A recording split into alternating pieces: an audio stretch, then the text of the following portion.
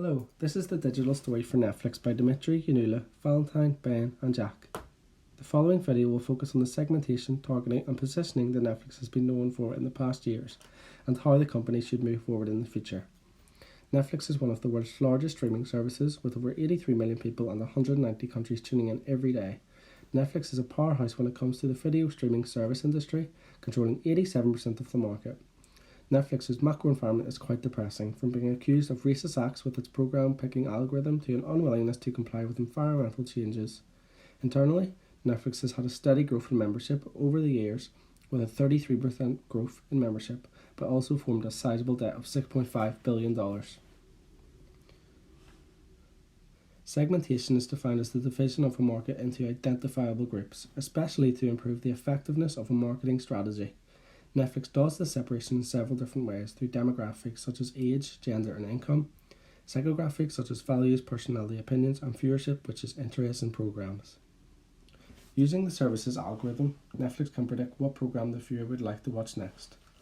Demographics and psychographics has a huge portion of this technology. For example, if a profile is watching things like Knock Down the House, 13th and Cowspiracy, all documentaries that simulate a more political, left-thinking viewer, Netflix would recommend things that might recommend a documentary about the history of the feminist movement.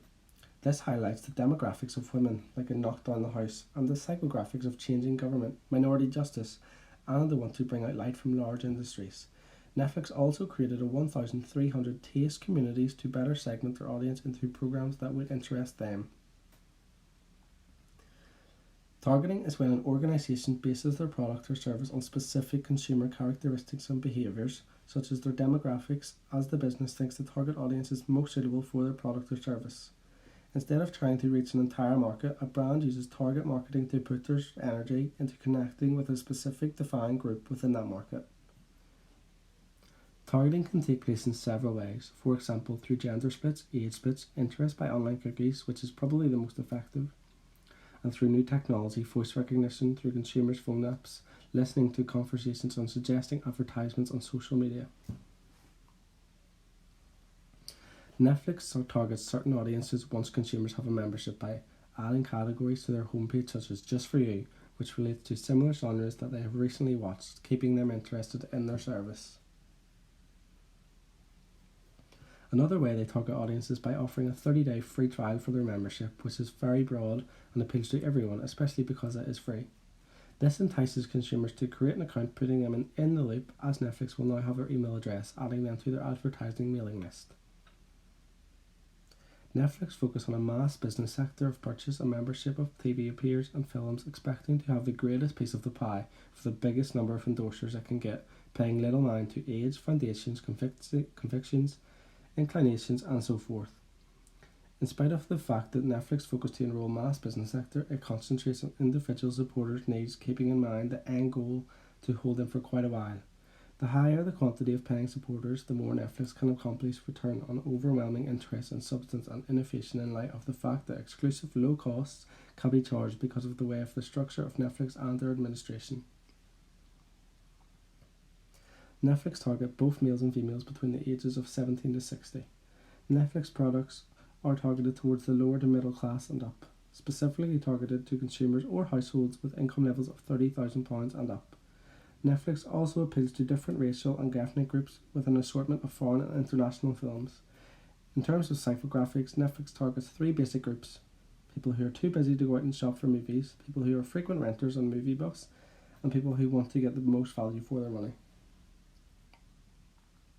When it comes to advertising and prospecting, Netflix has moved away from pop-up and banner advertisements, which it was notoriously known for, and has grown to rely on its affiliate program to establish a significant presence online and reach potential consumers. Netflix has a large target audience as people of all ages watch Netflix. The business has a very large range of different types of content for a variety of consumers. For example, Netflix offers different genres such as horror, comedy and drama. This will draw the attention of consumers that are interested in specific genres and make them want to use Netflix's service. Netflix targets these audiences because they know that these particular consumers are interested in the service that Netflix provides, as they pay for a premium subscription. Therefore, the business targets these paying consumers through emails and new release shows, implying that they are perfect for the consumer in order to tease them to watch. Netflix will also target an older audience, usually a consumer who has the main income per household and pays the majority of bills, including Netflix, Yang 2017. Netflix will also target a younger generation of children. These kids would see an advertisement for Netflix and pressure their parents into adding the subscription. The service's kids section might give the parents peace of mind, knowing that their kid will always be watching age-appropriate television. If Netflix did not target a certain audience, the audience would crash as people would not be affected towards it. Netflix has many valid reasons to pick out a target audience, such as it builds out a virtual demographic profile. Building any audience persona means making influences into details you don't know, using the data you have. Once Netflix has an understanding on which shows consumers of specific target audiences are watching, they can use that information to build more specific consumer segments. Baker, 2019. Knowing that consumers who watch one particular show are likely to seek out another like-minded show helps marketers better target ads and refine messaging. For instance, that the viewers in Santa Clara's Diet were 10 times more likely to watch 10 Clover Lane, Baker 2019. The style of these shows' contents is darkly humorous, and the efforts to match that style in their messaging reach a more prospective audience. The same data, examined with a careful reading, informs not only demographic profiles and customer journeys, but also tastes and preferences, Baker 2019. Netflix uses these tactics very well to engage their target audience. The positioning strategy has become a fundamental component of strategic marketing. It is essential for companies to boost their competitiveness and to intervene in this industry in general. Positioning consists of identifying consumers' problems and finding out solutions, considering that their needs change over time. Addock et al. 2001, page 20. Marketing positioning is the final step of the marketing strategy. After segmenting the market and targeting the most effective segments, it is essential to determine Netflix's proper position in the market. Nicoletta Drumachu and Rupisha Vitali, 2019, define positioning as a technique that attempts to create an image or identity in the consumer's mind in general, or the target group to a product or brand they're designed for. Therefore, positioning is a matter of consumer perception. It can be said that positioning is done to the mind of a prospect rather than was done to the product. Reisentraut, 1981. It is now necessary to establish a position due to the large number of offers and the clutter of the market. Why would customers buy into this company instead of others? The customer often has to decide between two or more offers from competitive companies, showing the importance of communication and the promotion of the product or service. It's important to know that it can be influenced by macro-environmental factors, the PEST analysis, such as customer-specific laws.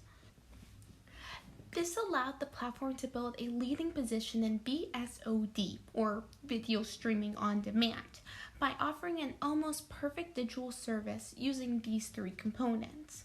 First is the technical quality. Netflix now offers 4K HD videos, making image of perfect quality. In addition, major investments in research and development promise users constant changes in technology. Second, a rich catalog. The platform provides series and films that appeal to a large number of consumers, dramas, fantasies, documentaries, etc. Netflix offers original and local content based on countries. Lastly, a non-binding subscription.